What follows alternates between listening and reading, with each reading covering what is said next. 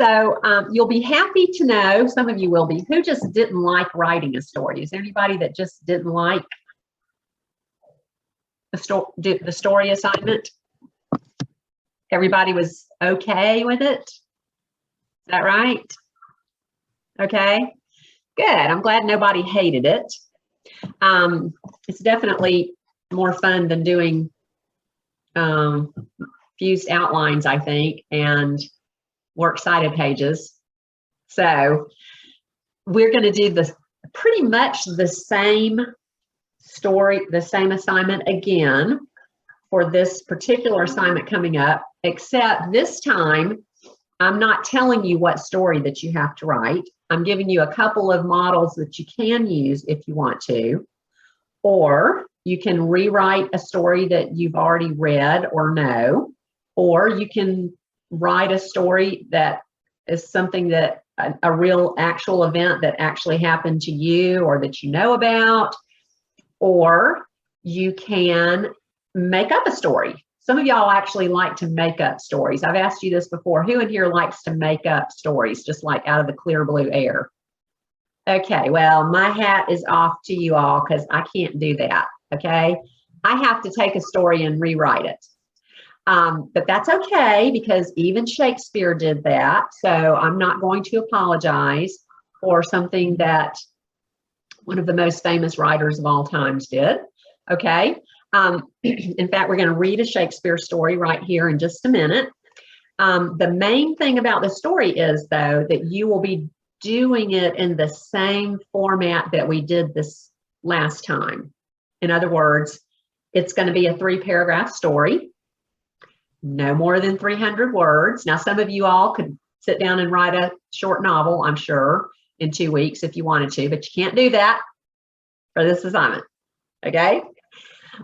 This is practicing story structure, because once we get done with this assignment, this one coming up, our next one will be to start working on literary analysis. And we're going to analyze a short story by Jack London. And in order to analyze a short story, oh, I thought I had lost somebody. In order to analyze a short story, you have to understand the story parts. I don't know. He didn't show up. Let me see. I don't know what the problem is. Let me see. Let me do this. Manage participants. I don't know. So the reason we're practicing writing a story this way is because it will help us to be able to understand story parts when we start writing about stories, which is kind of a different thing than writing a story. Hey, Aiden, when did I lose you? My internet went out, so I had to reconnect. Okay, okay. So anyway, that's the purpose of writing these 3-paragraph stories, all right? Who finds the 3-paragraph structure annoying? Is there anybody who really found it very annoying to be limited? Okay, Laura Kate. Okay, but there's a lot of benefit in having a real type structure that way, and that is it does make you think more carefully about the words that you use, right? So there's a wonderful quote. I need to go back and find it and actually put it on a poster or something, and it's something to the effect of a 250-page book that started as an 800-page book is different from a 250-page book that started as a 250-page book. Let's see, the 550 extra pages are still there. You just don't see them, okay? So you can write long, but there's a lot of benefit to continuing to edit and compress and refine your words so that they say exactly what you want without using so many of them. Those words become more powerful the more you cut it down and pick words that are important. Does that make sense? Okay.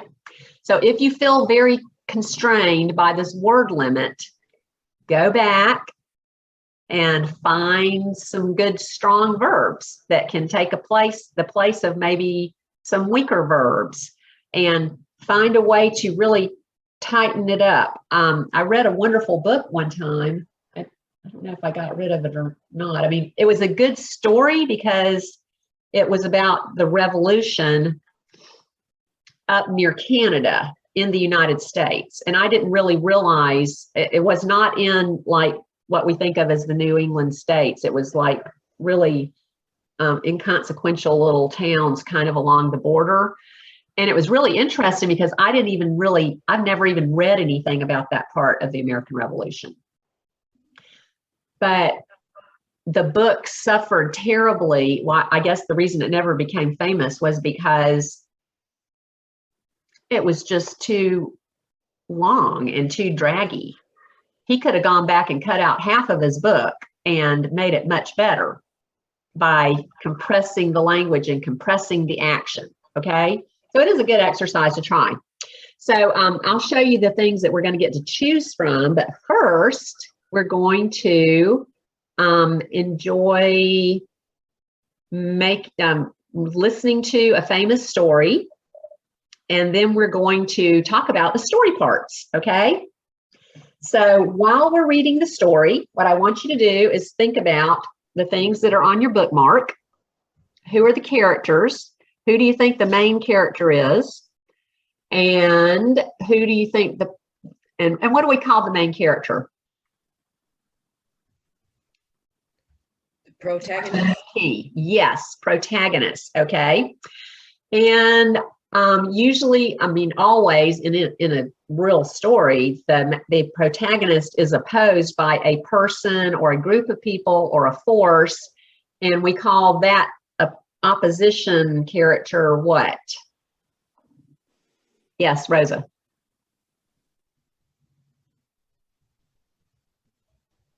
Oh, you're still muted. Y'all can unmute your microphones for a minute and let's see if we got past that feedback thing. I don't know why we were having that problem, but we'll see.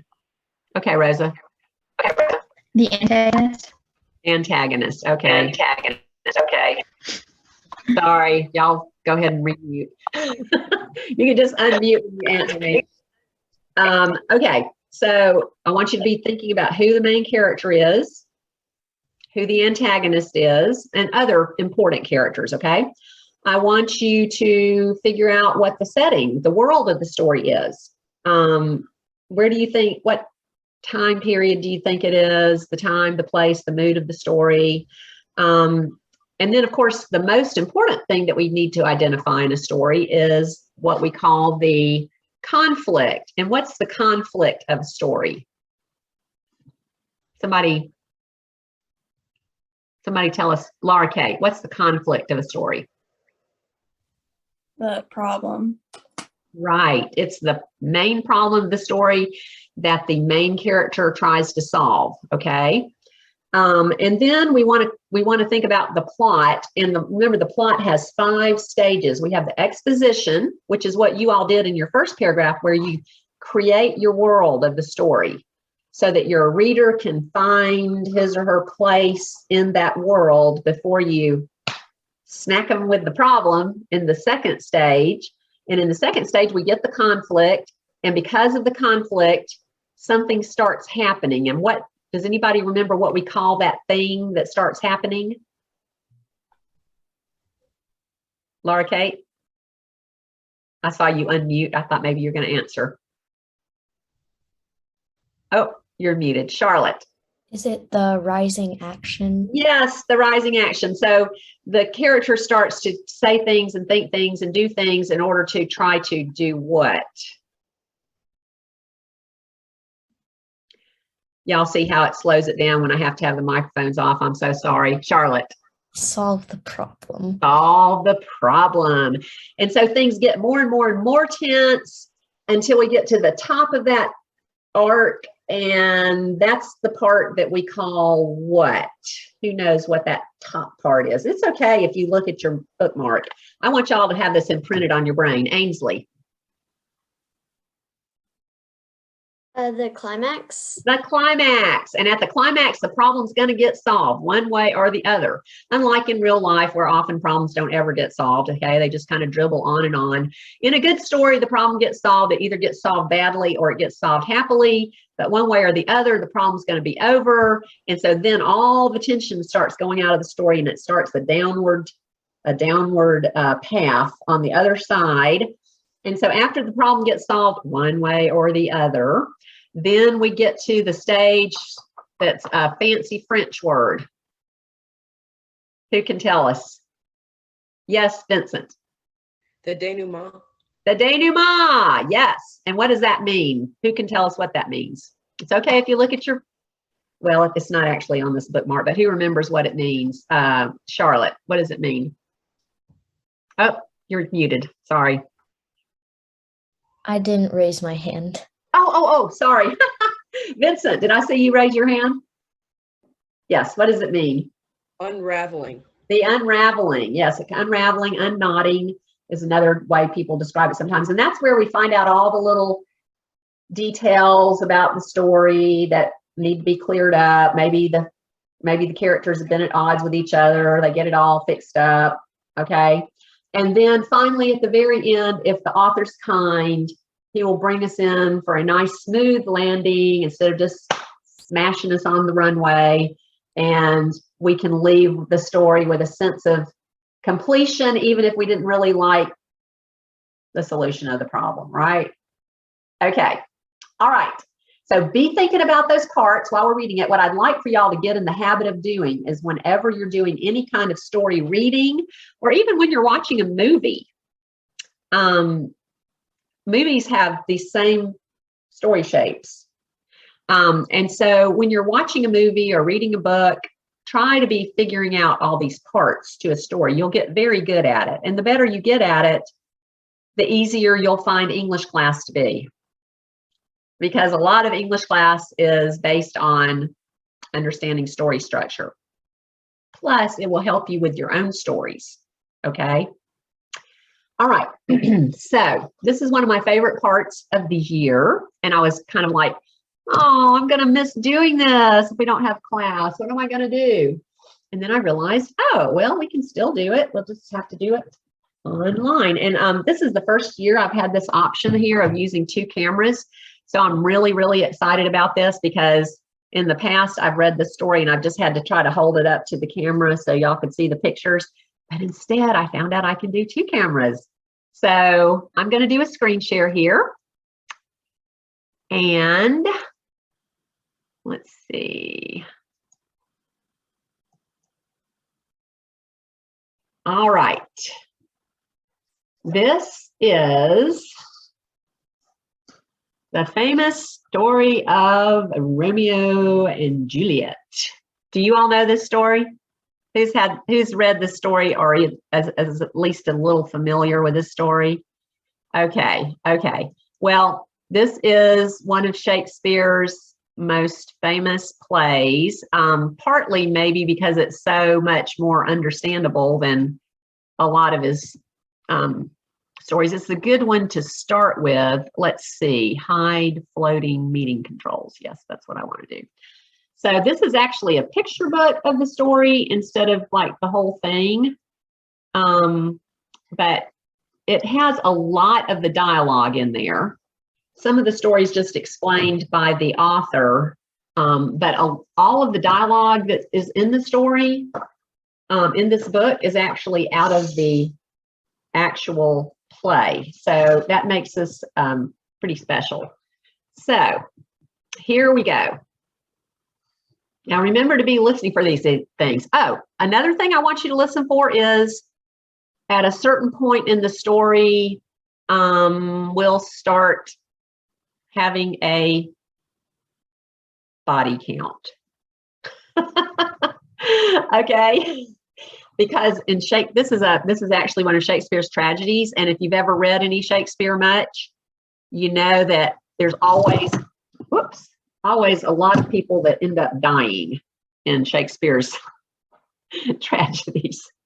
And so I don't know, sometimes people might find that disconcerting, but that's just the way it is. And so if you have to ever read any Shakespeare stuff for school, you're going to be reading about people dying. So, okay, so here we go. Wish that I had a little more light on this, but it's just not real bright. But okay, I'm going to now try opening your mics again, and let's see. Maybe we'll see if we can have a little back. I do not understand why this is happening. Okay. If it starts getting real echoey, just shut your microphones back off. Okay. Wow, that's kind of blurry looking. Once in fair Verona, there lived two families who had fought for so long that no one could remember why their quarrel first began. Now, whenever the Montagues and the Capulets met in the streets, a battle was sure to follow. Thus it was one summer day when a sharp word and a rude gesture quickly led to drawn swords and a building brawl. Into the fight rode Prince Aeschylus. Rebellious subjects, enemies to peace, throw your weapons to the ground and hear my sentence. If ever you disturb our streets again, your lives shall be the price.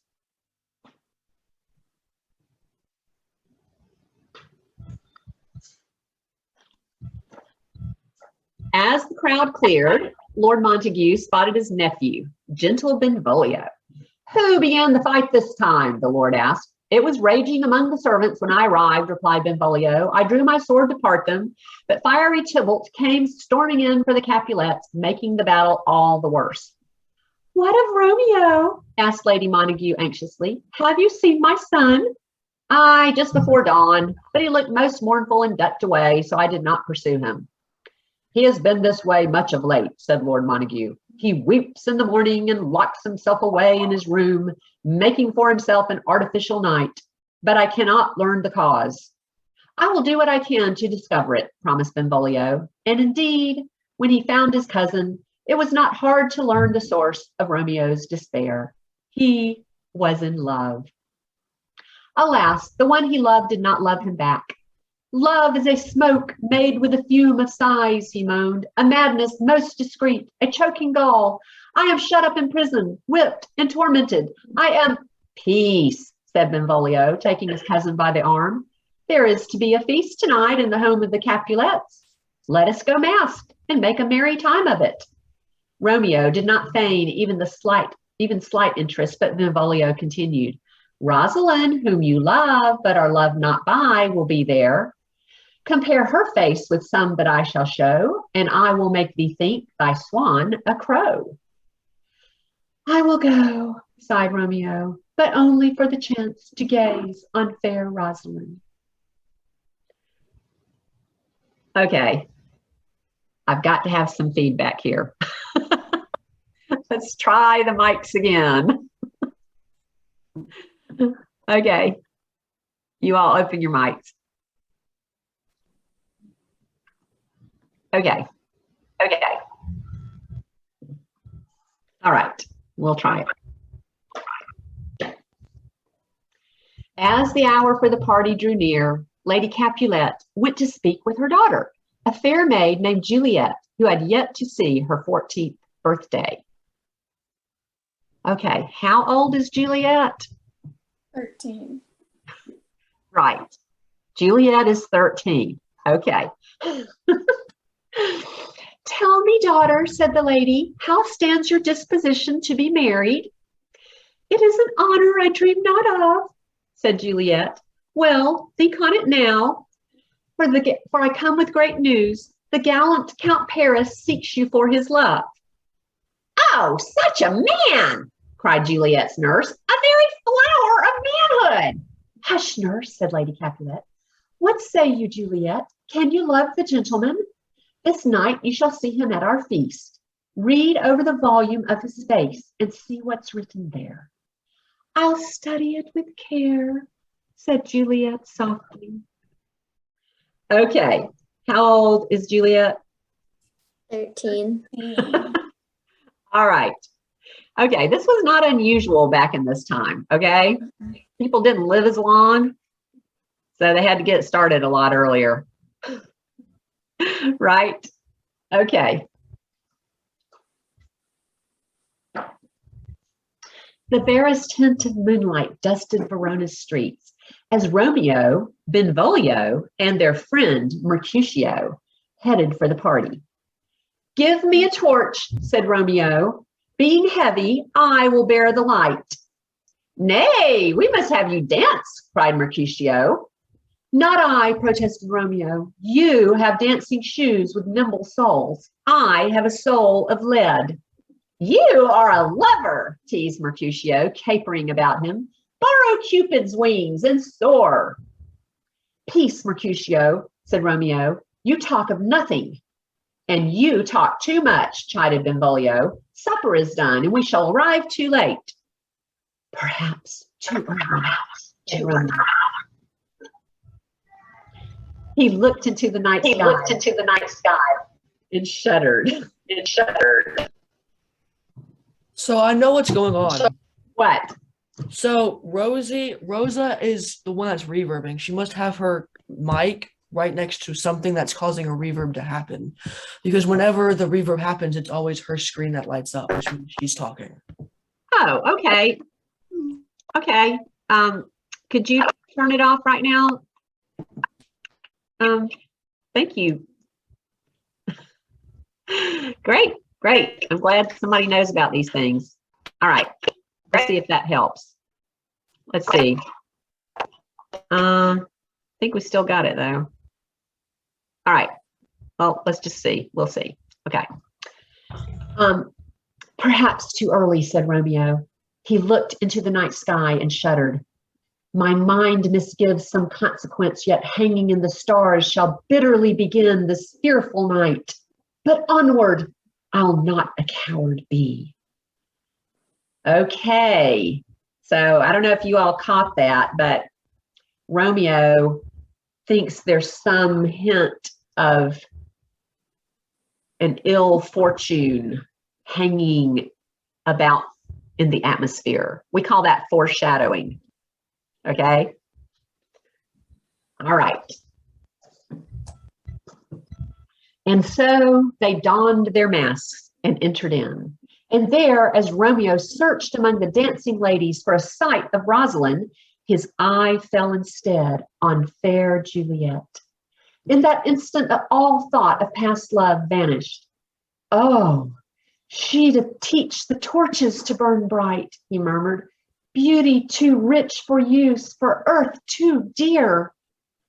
The fierce Tybalt stood nearby and recognized Romeo's voice.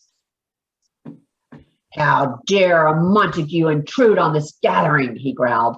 By the stock and honor of my kin, to strike him dead, I hold it not a sin. But his uncle warned him to hold his anger. Here in my house we will have no quarrel this night, said Lord Capulet. Now go to, boy. I leave, but I do not forget, said Tybalt.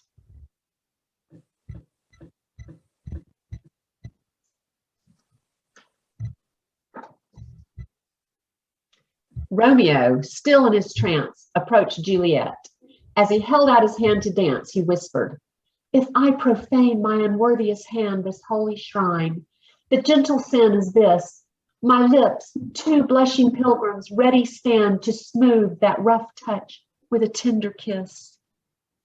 Juliet glanced down, then slowly raised her eyes to his.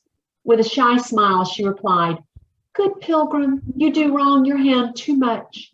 Then they entered the dance, eyes locked on each other, and fingers intertwined as if there were no one else in the room. Before the music stopped, they swept themselves to a private place and shared a tender kiss. How long do you think they've known each other?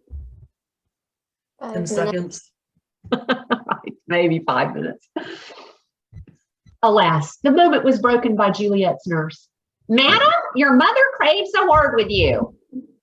Who is her mother? Asked Romeo when Juliet had gone. The lady of the house, the nurse proudly replied. A Capulet? Romeo shuddered as the nurse bustled off. I have given my heart to mine enemy. As the guests began to depart, Juliet called the nurse aside. She asked the names of several young men, hiding her true desire to learn only one. When she did, she was as horrified as Romeo had been. My only love, she moaned, sprung from my only hate. Okay. Why are they both so distressed to find out the last names of each other? Because of the feud. Yes, the feud. Exactly. Okay.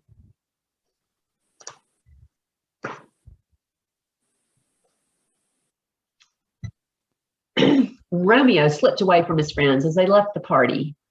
He climbed the wall of old Capulet's orchard and stood outside the house. A window opened. Juliet stepped onto her balcony. What light through yonder window breaks? Whispered Romeo. It is the east, but Juliet is the sun. Oh, Romeo, Romeo, said Juliet to the night. 'Tis but thy name that is my enemy. What's in a name? That which we call a rose by any other would smell as sweet. Discard thy name, which is no part of me, and in return take all myself. Romeo could keep still no longer. I take thee at thy word. Call me but love, and henceforth I never will be Romeo. Okay, I love this book. This is a great picture. It has a flap that opens, and so I'm going to have to move this down to show you the whole thing, but this is the great balcony scene.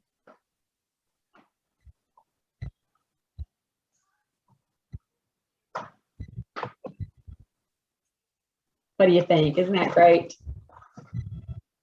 Okay, I've got to drop this back down now. Okay. And that is one of the most famous scenes in all of drama. If you're ever on, what is that show where they ask you the questions and you say, what is, Jeopardy, right? If you're ever on Jeopardy and they say, what is the most famous balcony scene in all of drama? Then you will say, Romeo and Juliet, right? Okay, all right. Juliet put her hand to her heart. My ears have not yet drunk 100 words of thy tongue's uttering, yet I know the sound. Art thou not Romeo and a Montague? Neither, fair maid, if either thee dislike. If my kinsmen see thee, they will murder thee. Alack, there lies more peril in thine eye than 20 of their swords.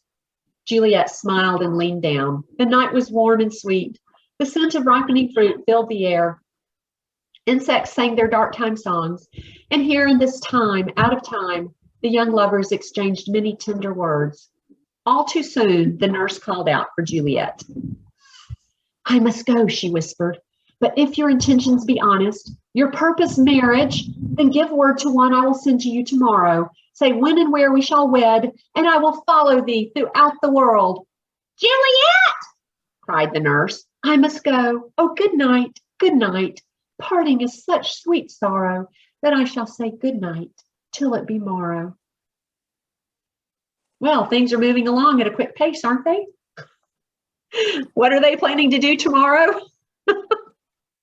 Married.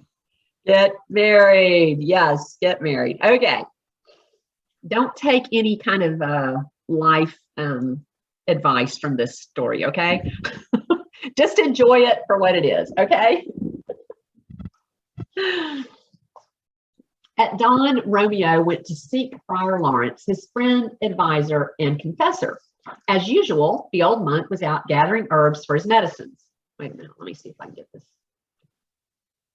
Why is that not closing? Okay. Romeo, cried the friar in delight. Why are you up so early? He looked at the youth suspiciously. Or have you not yet been to bed tonight?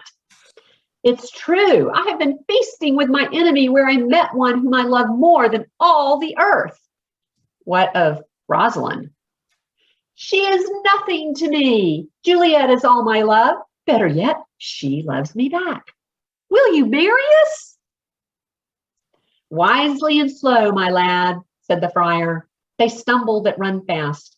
He studied Romeo for a moment, then added, and yet I will help you in this cause for one reason. By this marriage, we may put an end to the war between your houses. Dun, dun, dun. As the sun climbed higher in the sky, Mercutio and Benvolio roamed the city looking for their friend. He came not home last night, said Benvolio, for I've been to seek him. What did come was a letter to Romeo, sent by Tybalt. A challenge, crowed Mercutio. And look, here's the one to be challenged. Romeo, you gave us the slip last night. I gave you no slip, said Romeo. You'll have to find your own.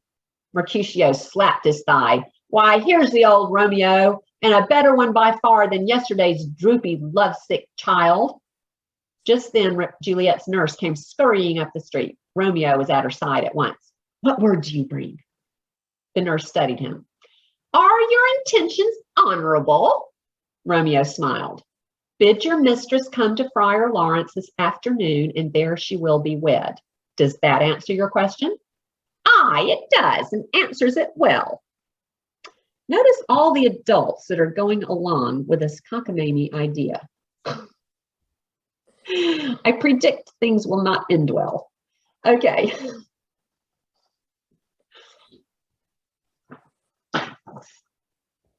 And so it was set. Romeo and Juliet met with Friar Lawrence, who performed the holy ceremony in secret. Never was a happier bride, never a more loving groom, and never were two sadder to part. Tonight, whispered Romeo, I'll come to thee tonight. Okay, so now here's where we need to talk about what the problem is. First of all, who's the main character? Romeo and Juliet. Yeah. I think Romeo, but really the story wouldn't be anything without Juliet.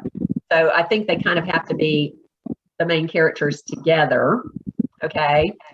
And so what is the problem? What's the conflict? What problem do they have?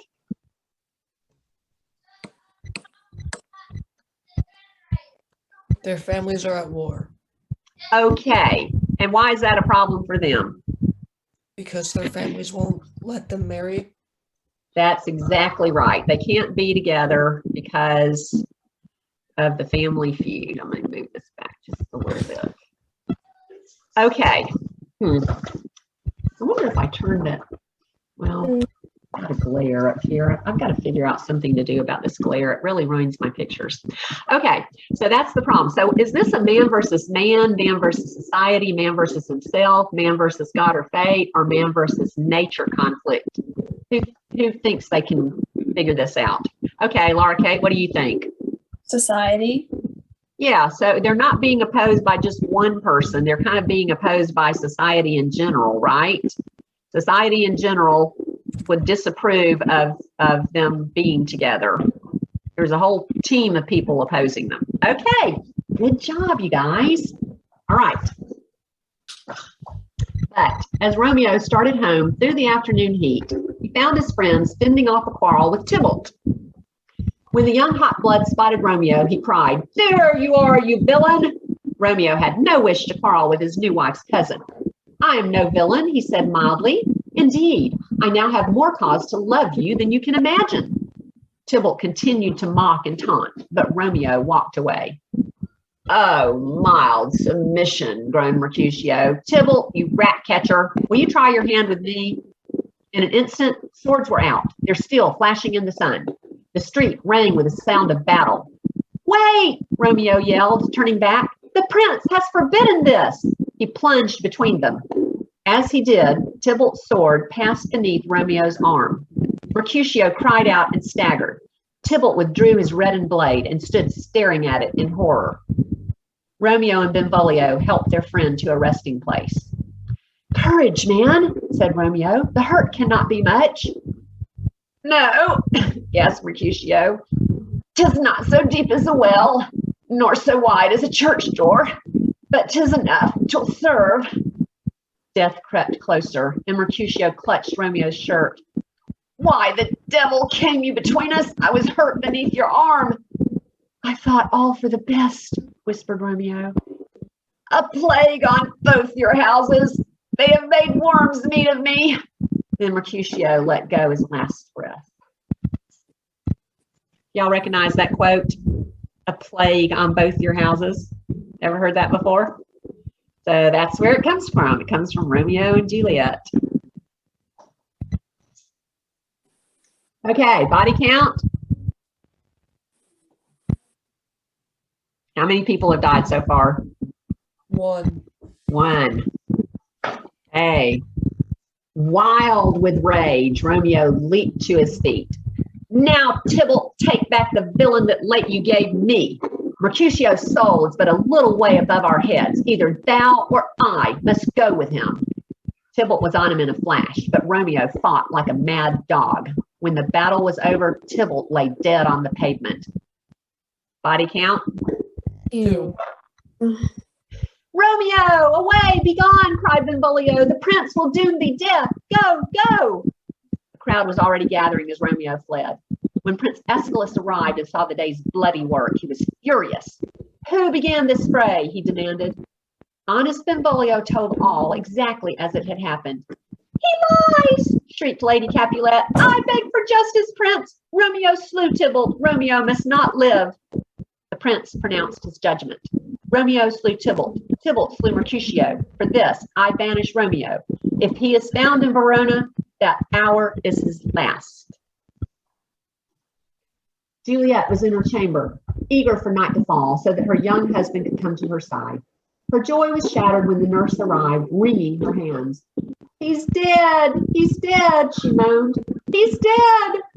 Juliet's heart went cold. Romeo dead? She cried. No. Oops, there's Rosa. Romeo dead? She cried. No, no, Tybalt is dead, killed by Romeo, who is banished for the crime. Juliet staggered back. Oh, serpent heart, oh, angel-faced fiend, Romeo, how opposite you are to what you sing. There's no trust, no faith, no honesty in men, wept the nurse. Shame come to Romeo. The words stung Juliet and brought her love for Romeo to the fore. Blistered be thy tongue, nurse. Romeo was not born to shame.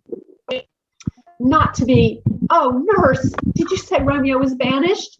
She sank to her knees. Banished, my Romeo, banished. Then her tears fell like a summer shower indeed.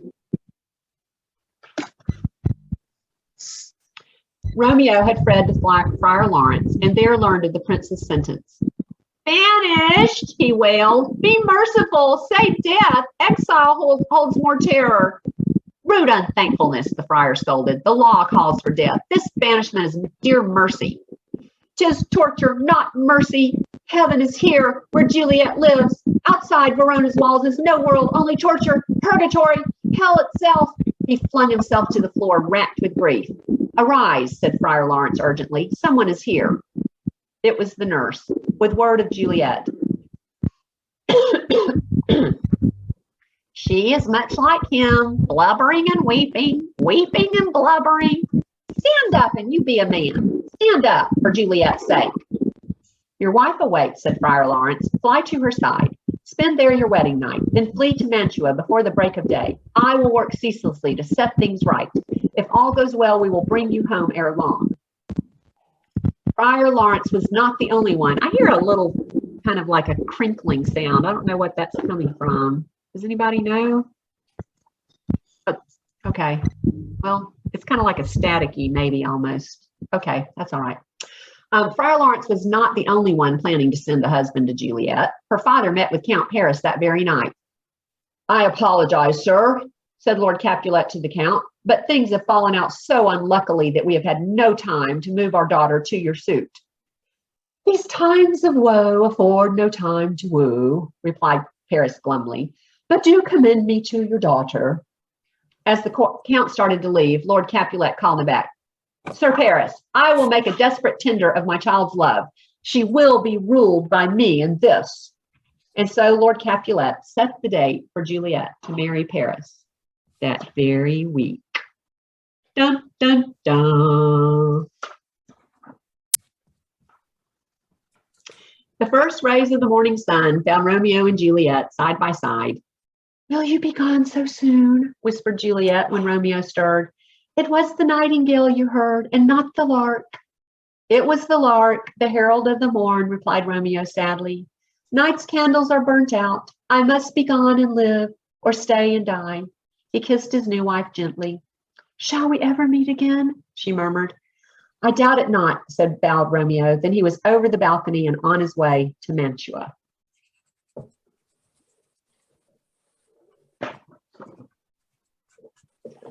Later that morning, Lady Capulet called on her daughter. I have good news to wash away the sorrow of Tybalt's death. In but a few days, Count Paris shall make thee a joyful bride. He shall not, said Juliet fiercely. Lady Capulet was startled by her daughter's rebellion. Here comes your father. Tell him so yourself. Juliet threw herself at her father's feet to plead with him, but he was enraged by her refusal of the fine marriage he had arranged. Hang, beg, starve, die in the streets, he roared. Unless you make this match, you are no daughter of mine. Wow, Daddy. Oh, nurse, nurse, what shall I do? Sobbed Juliet when they were alone. Paris is a goodly man, and the nurse said wearily, and Romeo is as good as dead to you. Please your father and marry the count. The words made it clear that Juliet could no longer confide in her old friend, so she pretended to agree to the marriage. Tell my mother I have gone to confess my sins and prepare for the wedding. Then she hurried off to seek Friar Lawrence. When Friar Lawrence let her in, she said, Come weep with me, past hope, past cure, past help. Oh, Juliet, I already know thy grief, for Paris has been here, but I can see no way to prevent this wedding. Then know this too, you did join this hand to Romeo's. By this same hand, I'll end my life before I wed another. Friar Lawrence looked with sympathy on the heartsick girl. Can you be brave? He finally asked. Bid me leap from the battlements of any tower, she replied, or lurk where serpents are. Hide me nightly with dead men's rattling bones. Any of these will I do, to live an unstained wife to my sweet Romeo. Then go home and consent to marry Paris. But the night before your wedding, drink you of this vial. He handed her a small bottle. Come daylight, you will be cold and still as if dead, and all will mourn. I, meanwhile, will send word to Romeo, telling him everything. When you wake in your family's tomb, he will be there to take you to Mantua until we can set all to rights. What could go wrong? With trembling hands, Juliet tucked the potion in her gown. Then she went home to tell her father she would marry Paris. Lord Capulet was so joyful, he ordered the wedding preparations begun at once.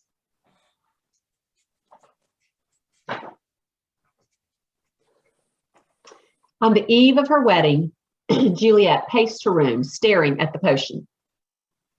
What if the friar has played me false, she asked herself, and this be poison, given so that my dying will hide his part in our marriage? No, he is a holy man and would not do such. But what if the potion works, though not well enough, and I wait too soon? Locked in our family's tomb with long dead corpses, might I not go mad? Evil visions clouded her mind, yet the thought of marrying Paris was even worse, and so she raised the bottle to her lips. Romeo, I drink to thee, she whispered. When the nurse came to wake Juliet for the wedding, she found the girl cold and still. Her cries roused the household, and soon all was weeping and lamentation. Juliet's father was consumed with grief. All our festival trapping turned to black, he ordered. All music to melancholy, all hymns to funeral dirges. In Mantua, Romeo waited eagerly for any word from Friar Lawrence. Oh, we're doing pretty well on time here. But no letter had arrived when Romeo's manservant came galloping in with the news of Juliet's death. A cold horror stole over the young groom. Trembling, he sent his man to hire fresh horses. Then, when he was alone, he raised his head to the sky and cried, I defy you, stars! Juliet, I will sleep by thy side tonight. He made his way to an apothecary shop in Mantua, where he purchased a swift-acting poison. Clutching it as if it were his salvation, Romeo set out for Verona. Okay.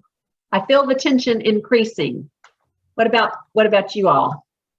Can you tell how the story's kind of coming to a fever pitch here? Okay, that's what we call the climax. Okay. We're trying to solve this problem, but there's too many things that could possibly go wrong. Moonlight cast eerie shadows over the grave of the Capulets as Count Paris arrived with flowers to lay beside Juliet. At the entrance to the tomb, he heard a noise and slipped into the darkness to hide. When he saw Romeo breaking into the grave, he cried out, "Vile Montague! Can you not leave even the dead in peace?" "I come with love in my heart," said Romeo. "Do not make me hurt you. Flee now and say a madman spared your life."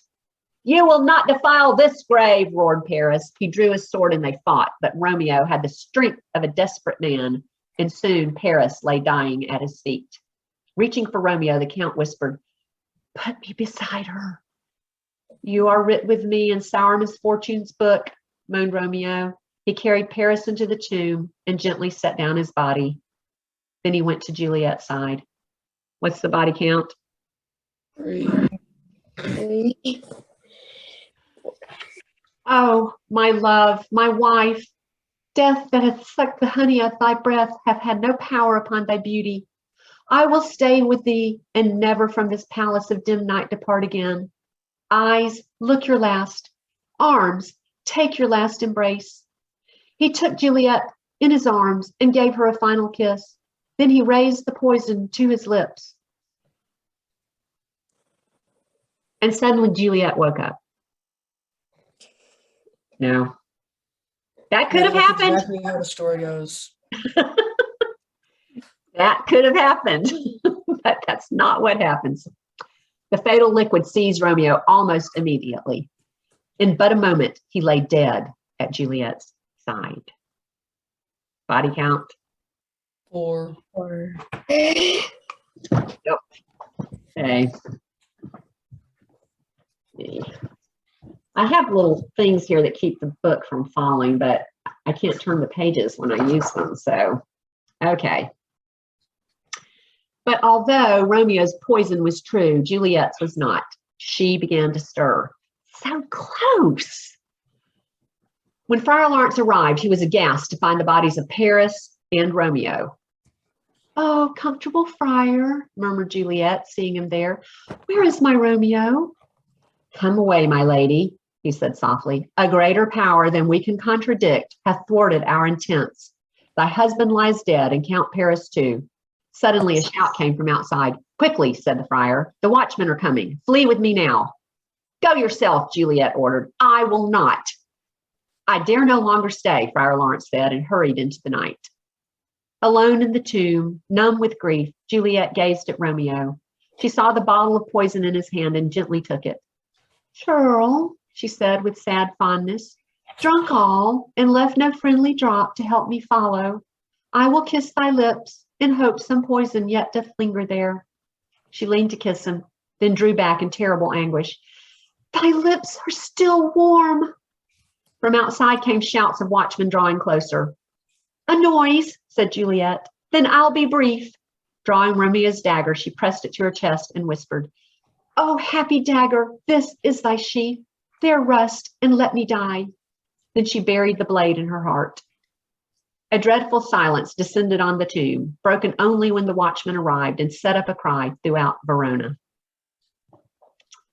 Oh, well. So how did the problem get solved? I died. Yeah, no more problem. Okay. As dawn began to paint the sky, mourners gathered at the tomb of the Capulets. There, Friar Lawrence, brought back by the guards, untangled the sad tale for all to hear. Prince Aeschylus, caught between rage and sorrow, chided the parents. "See what a scourge is laid upon your hate, that heaven finds means to kill your joys with love." But with their lives so needlessly lost to their families' hatreds, the young lovers had at least bought peace. Capulet and Montague, united by grief, pledged an end to the feud. In time, they raised statues of Romeo and Juliet, statues of purest gold, to mark such a true love, so that the two, tragically parted in life, would ever be remembered together in their death. The end. Okay. So I'd say the denouement is probably when they are, when the friar is brought back, and he explains everything to everybody, right? And then in the conclusion, Shakespeare brings it in for a nice clean landing, and we find out that they pledge an end to their feud. I seriously doubt that would happen in real life, but it is a nice story. It seems like that would probably set off a whole new round to me, but we'll see. I hear that crinkly sound again. I don't know what that is, but oh, okay, Thomas, something is crackling on your microphone, I guess. Okay, so if you're not having any, if we haven't had any problems with your microphone, you can leave your microphone on. So basically, the conflict is that they wanted to be together and they couldn't. And let's see. I think I actually have a story chart for this somewhere, but I don't think it's in my book. I really need to put it in the book. So what I want you to see is we can, an actual story has been written based on Romeo and Juliet. For one is Huckleberry Finn. There's an episode in Huckleberry Finn. Who's reading Huckleberry Finn in here? Anybody? Or have read Huckleberry Finn? Well, anyway, in Huckleberry Finn, Vincent, do you remember this? There is and Rosa too. In Huckleberry Finn, there's a lot of parts in the rising action. But one of the places they go, Jim and Huck end up with this family, and they're actually having a feud, and there's two. There's a guy and a girl who want to be in it. You remember that? Okay. So I have no doubt in my mind that Mark Twain had that in his mind when he was writing Huckleberry Finn. Very clever. And then also there's a famous musical that was written based on Romeo and Juliet, West Side Story. Has anybody ever seen West Side Story? Okay, there's a new movie out of West Side Story, and I don't know, I got a little bit of a,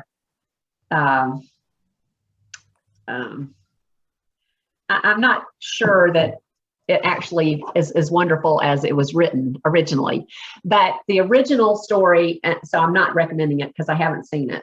But there is an original version movie of West Side Story that you might like to watch. The problem with it is all the characters in there are teenagers, but the people that are actually playing the parts in the movie actually aren't teenagers, because this was like a Broadway production, and these people are full-fledged, very experienced adult actors and dancers and singers.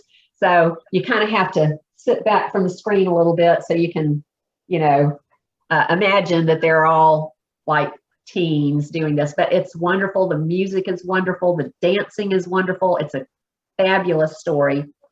But the person that wrote it, his name has popped out of my head. Leonard Bernstein, actually wrote the musical West Side Story because in the 1950s there was a lot of trouble going on in New York City with gangs. And it wasn't the kind of gangs we think of now. What it was different ethnic groups, because there were a lot of different ethnic groups that were gathered in New York City. They all had their own neighborhoods. Hold on a minute.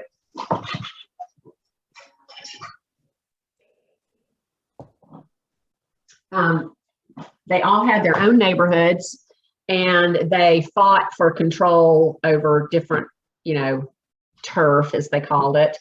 And so it was very, very violent. And Leonard Bernstein, famous composer and conductor, wanted to do something to try to help make people aware of what was going on and try to offer some kind of a solution. So he wrote the musical West Side Story. And so I actually did a summary of it. If you look on page 131 in your handbook, on 130, I actually did a 3-paragraph summary of Romeo and Juliet. And it worked out pretty well. See how much time do we have? So you can read through my summary of Romeo and Juliet. This is just a straightforward retelling of Romeo and Juliet on page 130 with style. Okay, and then on page 131, this is my retelling of West Side Story, which is just a straightforward retelling. So let's read, you've just heard the story of Romeo and Juliet. So let's read the story of West Side Story so you can get an idea of how it's similar, how Leonard Bernstein changed the characters, he changed the setting, he kept the same basic problem, and he changed the ending a little bit. You can always change the ending. Remember in Boy Who Cried Wolf, I said the wolf eats the boy, or the wolf eats the sheep, or the wolf eats the boy and the sheep, or however, or where the wolf doesn't get any of them. You could do it any way you wanted to, right? So you can change the endings of your story. Just because you borrow a story doesn't mean you have to keep the exact plot, okay? So let's see how this is similar to Romeo and Juliet and how it's different. Life in New York City's poor ethnic neighborhoods was rough and dangerous in the 1950s. Gangs provided protection and power. Tony, a Polish American, ruled the Jets with his friend Riff. Originally, he had felt secure and important in his position of authority, but lately he had lost his enthusiasm for gang life. When Tony landed a job, he began to realize that there were other exciting possibilities in life. He sensed that right around the corner, a whole new existence was waiting for him. So, of course, in a musical, he sang a song about that. Riff had not changed. He was still completely devoted to the Jets. His chief adversary, Bernardo, was the leader of the Sharks, a rival gang of Puerto Rican Americans. Riff appealed to Tony to join him in an effort to drive them out of the neighborhood. He planned to challenge Bernardo during a school dance. Reluctantly, out of loyalty to his old friend, Tony agreed. Even so, now that he had hope in the future, he was determined to protect his own life and the lives of his friends.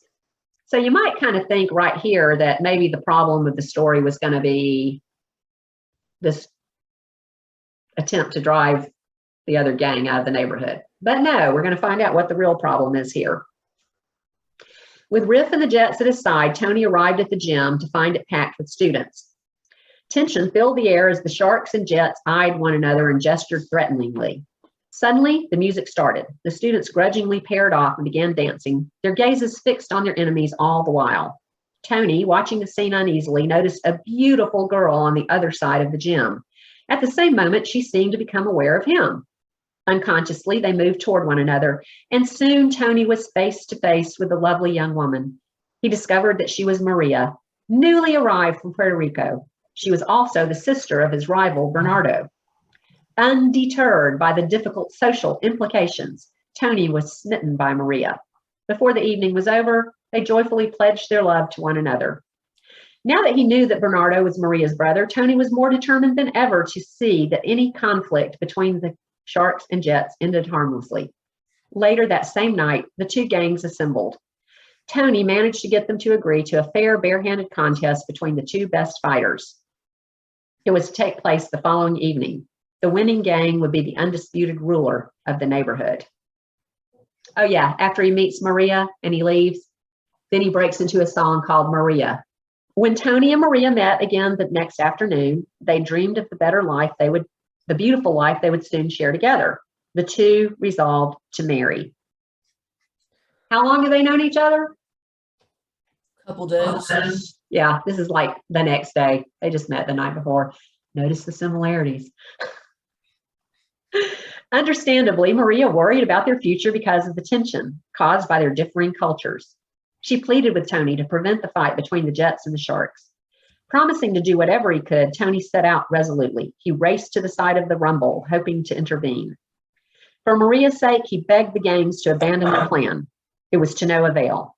Riff and Bernardo, both breaking their word, drew knives and fought ferociously. Witnessing his closest companion mortally wounded by Bernardo, Tony joined the fray. Soon, he fatally injured the Sharks leader. As they heard the police approaching, the youths fled. Back at her apartment, news of her brother's death quickly reached Maria, but even that could not quench her love for Tony. Wandering the streets, she finally found him. As they embraced in their sorrow, a gun fired from the shadows. Tony fell. In shocked silence, Poles and Puerto Ricans gathered around the fallen mediator. Tony had tried to bridge the hatred between the two groups. It was too late for him, but perhaps not for the rest of them. Together, the Americans lifted Tony and carried him away. Okay. So, some similarities you notice between Romeo and Juliet and West Side Story. Well, there's a body count. Yep. Somebody died. Absolutely. Yes. Was it the same number? No. No, not quite, because we never finished the final body count in Romeo and Juliet. Ultimately, there were 5. right? Hmm. How many are there in this one? Let's see, we've got 3. Bernardo, the Sharks leader. What's his name? Riff. No. Bernardo's the adversary. Riff, Bernardo, then Tony. 3. Yeah. Okay. So the main person we notice who doesn't actually die in this version is Maria. Maria. Right. Okay. So notice how we get and if you watch the movie, you'll see this very plainly. A whole world is created. You get taken back into the world of the 1950s in New York City because he really wants you to understand the situation, right? He wants you to feel like you understand what is going on at this particular time in history. And then we get to the heart of the story, the conflict. And where does it take place? Very similar to what happened in Romeo and Juliet. A dance. A dance. Of course, this dance is really different. They're not in costumes, and it's in a school gym. The dancing is amazing, and if you get to watch the movie. Again, I'm not recommending the new one because I haven't seen it, okay? But you can watch the old one. I'm sure you can probably rent it on Prime or something like that. And the music is so fabulous. Okay. And so, again, things come to a climax during what? What kind of a scene? The fight. Fight scene, yeah. Well, yes, there's starts in the fight scene and continues through the fight scene to the end. In Romeo and Juliet, it starts in the fight scene, but it finally reaches the pinnacle in the tomb, right? So that's a little bit different. But there's the whole fight thing that sort of brings about the beginning of the end, right? Okay. So you can see very clearly, I like his version. And this is, so they say that Shakespeare just took old stories and rewrote them. But of course, if he did, the stories we remember are actually Shakespeare's, right? So you can write very good stories. You just don't want to make it too close. So what we're going to do for homework is write a story. Oh, good. We've got time to talk about this. Let's look at our assignment sheet on page 213. Okay. You might want to move your sticky tab over to page 213. And you will notice this looks incredibly like very similar to the one that we've already done.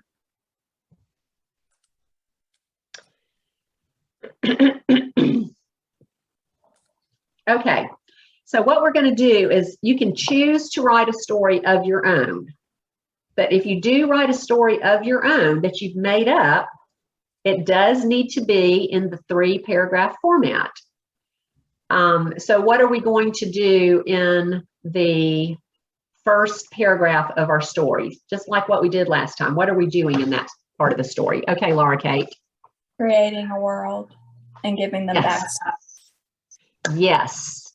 Creating that world. Give them a backstory. Let your readers know who these people are, what the situation is.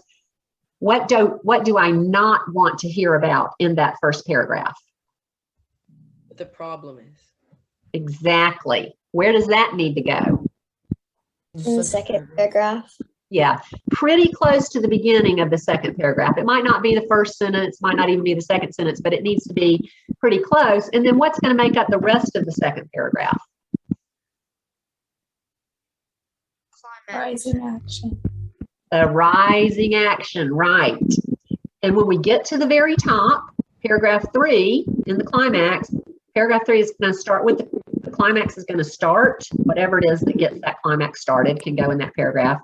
And then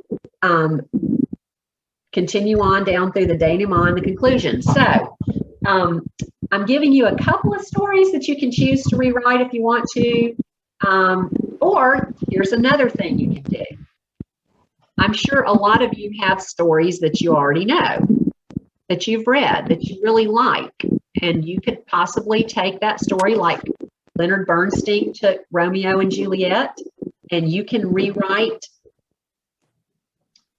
you can write your own story with changed characters and settings, keeping the same problem, okay? You can change the ending or parts of the plot however you like, okay? That's another thing. So you're not required to use someone else's story. If you've got a great story idea, who thinks they already have a great story idea that they'd like to write as their 3-paragraph story? Anybody? Okay, Samra's nodding. Okay, anybody else got a story idea of your own? Okay, I never have my own story ideas. I just want you to know. So if you don't have your own story idea, that's okay. All right. So if you have your own story idea, though, you're welcome to do that. Or if you have a story that you've liked that you would like to rewrite with changed characters and settings, like a movie story or a story you read in a book, you can do that. Or if you have an event that was pretty exciting and you think you'd like to tell that as a story, a real event that really happened, you can do that. And I'll show you an example of that in just a minute. Or you can take one of these 2 fables that I gave you, The Fox and the Crow, and you can retell one of them. If you look on page 169, The Fox and the Crow and The Good King's Feast, these are just 2 fables that you can use to make your own story out of, one or the other. Like The Good King's Feast, a good great king once sent letters to all parts of his kingdom to say that on his birthday, he was going to give a feast and a purse full of money to all the poorest persons who would come. So from all parts came poor folk who wanted to share in the king's good gifts. They came from east and west and north and south. One poor blind man was going along slowly along the road, feeling his way, tap, tap, tap with his stick. But of course, as he could not see, he could not go fast, and he feared that he would not be able to reach the palace in time. That's the problem of the story right there, okay? At last, he fell against a lame man. The lame man could only creep a step or 2 at a time. The lame man was trying to get to the palace to share in the good king's gifts. So the blind man said to the lame one, if you will climb on my back, you can tell me which way to walk, because you can see and I can walk fast, so that we may both be in time after all. And so they did. The king was so much pleased that when he heard how they had come, that he gave each of them twice as much as he gave to anyone else. Okay, so that's one you can rewrite. One of the funniest ones I read one time was, hold on just a second, Charlotte, and I'll get your question, was a girl who was, 2 girls who were going to a Justin Bieber concert, and their car broke down or something like that. And somehow or another, they had to get some help from somebody that came along. And I mean, there have been all kinds of funny stories written this way. Okay, Charlotte, what were you going to say? Are you allowed to retell Romeo and Juliet? Well, the problem with that is I've so much written it out that I guess I would allow it if it's really different from anything else that's in the handbook. Okay. All right. Okay. Will that do? Why, do you have an idea? I don't know. Well, I guess you could retell Romeo and Juliet.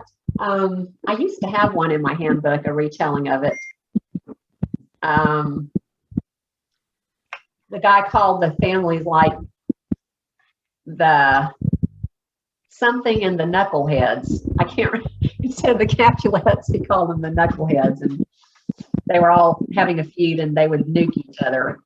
Anyway, yes, Ainsley. So if we do like the Fox and the Crow or the Good King's Feast, can we like rewrite those with changes? Absolutely. Nobody can straight rewrite the Good King's Feast or straight rewrite the Fox and Crow. Okay. On this Okay. one, you must change characters and settings. Okay. Okay. All right. Oh, okay. And I'll show you an example of that in just a second. Good question, Ainsley. I forgot to say that. Look at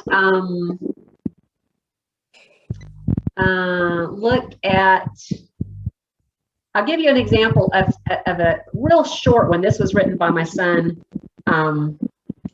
Grant, when he was like in fifth grade. Look on page 139. So here's an example. And of course, he didn't have all the style that you all have because he was very young. But here's an example on page 139 of a real life thing that really happened.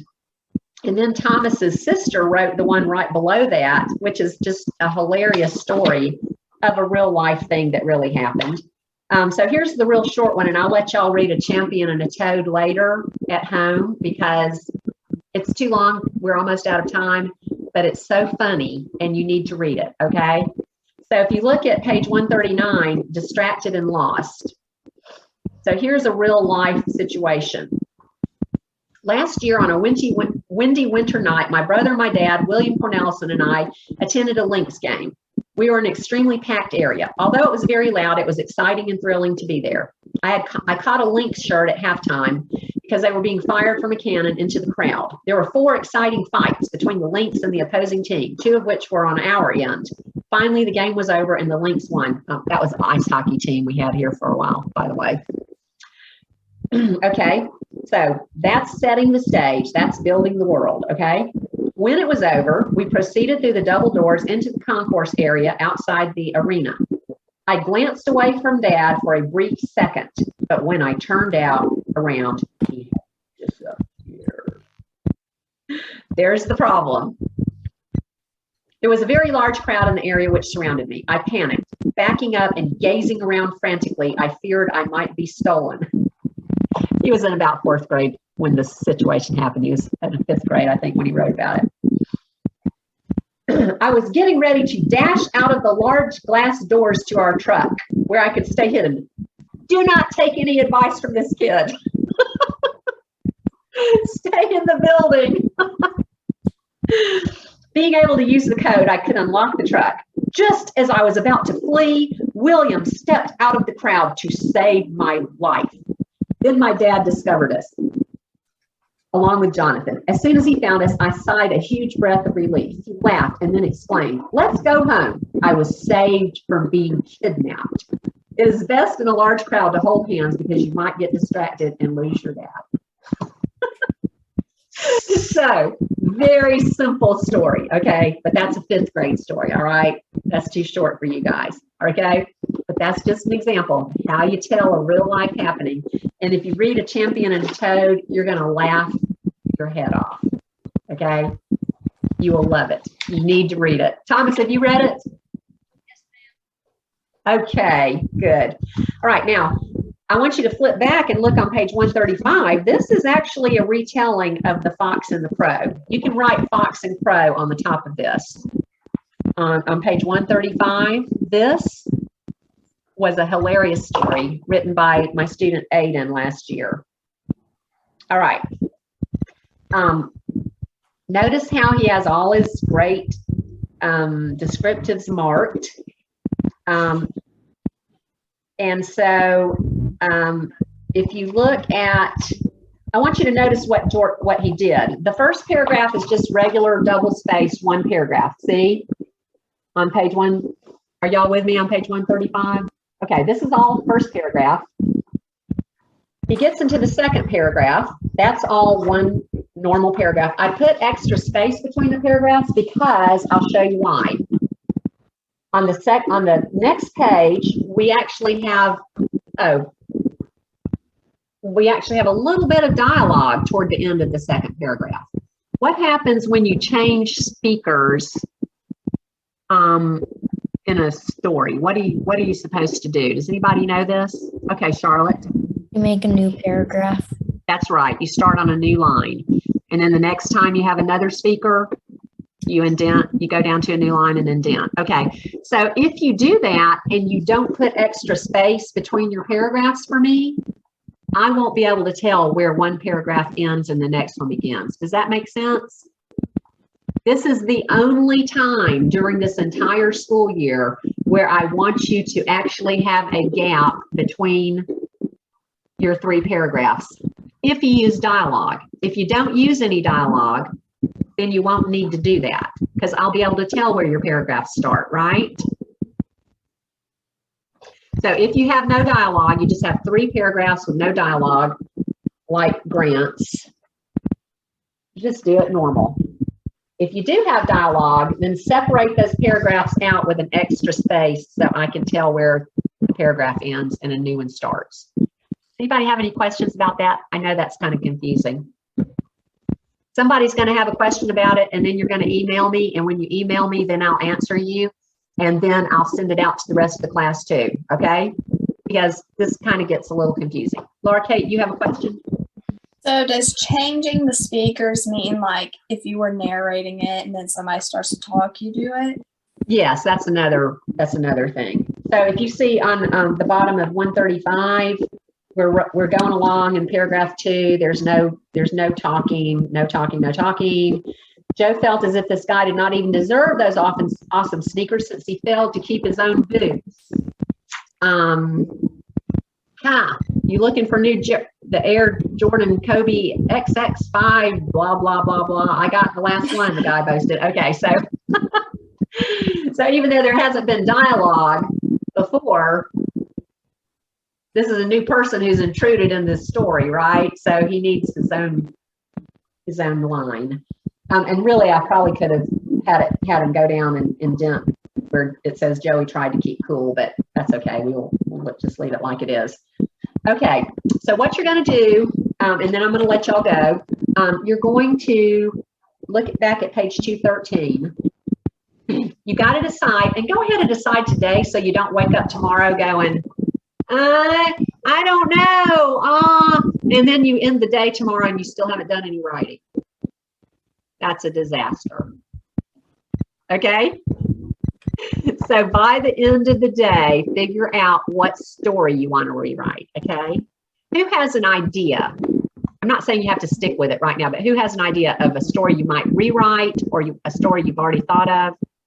Nobody has an idea? Nobody? Oh, good, Samra. Okay, Samra, what do you think you're going to do? There is a book I've read called The Bear and the Nightingale. Okay. So I might choose that. Okay, good. All right. And of course, do change the characters in the setting. Okay. That would be great. Anybody else have an idea of something they might do? Okay. The problem with me giving you such an open-ended assignment like this is there's so many things to choose from that sometimes it's hard to decide. So make a promise to yourself that you're going to decide it before you go to bed, okay? So tomorrow you can wake up and get started. So what you're going to do is fill out the story chart that's on page 170. Actually, you better print it off ThinkWave, so because I'm going to want you to turn it in. Okay, but it's this chart. So you're going to actually fill out a story chart, and the easiest thing to do is figure out what the problem is and write it here so you're not tempted to put it. I don't want to hear about your problem in the first paragraph. And write where the climax is here because that'll tell you where paragraph 3 should start. Okay? Yes, Laura Kate. Is this one on the website? Can I? The blank one? Yes, the blank one is circular one, not the. Yes, this one here. Mm-hmm. Yes, it is on the website. It can be printed. Okay. If anybody has trouble with their story chart, you can just let me know. I didn't get any cries of distress over the keyword outline last time. So I guess the keyword outline was understandable. Okay. If you have trouble filling out the story chart, remember, go back and look at the parts and see what goes in each circle. Okay. You can find that out by looking back at the little schematic that we have here. Okay. Make sure you put the right things in there. Okay. And make your story, build your story. Now, what if you put down some things and then you come back the next day and you go, oh, no, I thought of something. Oh, no, I want to do such and such. Is that okay to go back and change it? Absolutely. Stories usually take on a life of their own while you're writing them. Some of you may have noticed that. You think you know where you're going with your story, and then all of a sudden your story takes you somewhere else. Who's had that happen before? Anybody? Okay. Even I, who am not a story writer, actually had that happen because I keep using that word unfortunately in my retelling of Romeo and Juliet. That happened after I started writing it. All of a sudden I was like, oh, I'm going to use this word kind of as a theme all the way through my story. And so anyway, things happen while you're writing. And they won't happen until you start writing. So don't wait to start writing until something happens, because it's not going to happen until you put your pen to the paper or your fingers to the keyboard. Okay. All right. Any questions? This is exactly the same assignment that you did the last time. You're just doing it with a different story. Okay. Yes, Vincent. Are we allowed to change the theme of our story? Like the moral? Yeah. This is your story. You can change it however you like.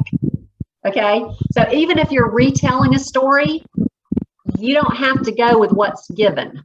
Okay.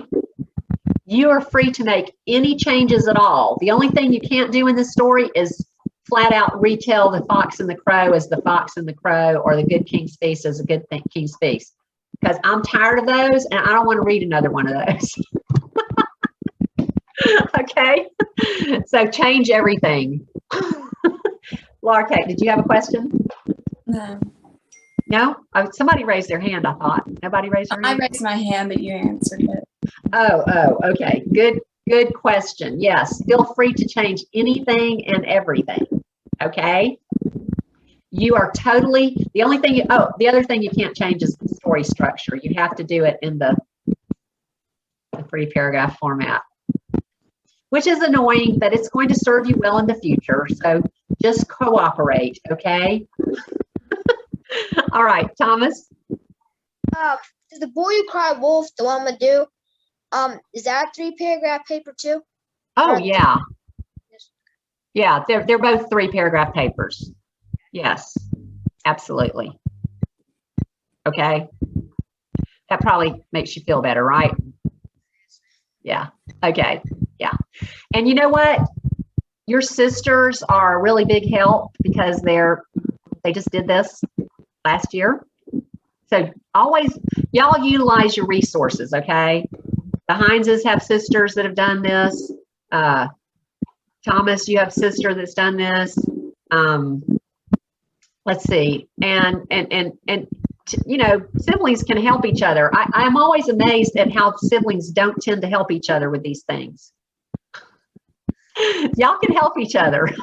I don't mean you should do each other's work, but I mean, you could like proofread for each other, or, somebody's stuck, you could give them an idea. You can help each other. And if you've got friends that need help with their writing, you can help your friends too. When you help somebody with their writing, you know what happens to your writing? Guess what happens? Gets way better, okay? I have had students who all of a sudden took a big leap forward with their writing, only for me to find out later that they had been helping a friend who didn't have a good writing class. and all of a sudden their writing just took off. So if you've got a sibling you can help, or if you've got a friend that you can help, you know, show them something simple like how to write a, you know, one of those sentence types, or how to put in some dress ups, or how to do a keyword outline. Okay. Help somebody with their writing, and you're going to be helping yourself with your writing. Okay. It's really exciting. Okay. Anybody have any more questions? No? Okay. Okay. Well, let me know if things come up, because probably they will, because writing stories is not as easy as writing reports. It's just not. That's why I wait till second semester to do it. Okay. So if you have questions, let me know. And if I don't see any more questions, hands raised right now. All right. Okay. Thank you guys. I appreciate it. And I'll get this posted soon. Thomas, email me and let's figure out how to figure out this issue. Okay. Okay. Bye, y'all. Bye.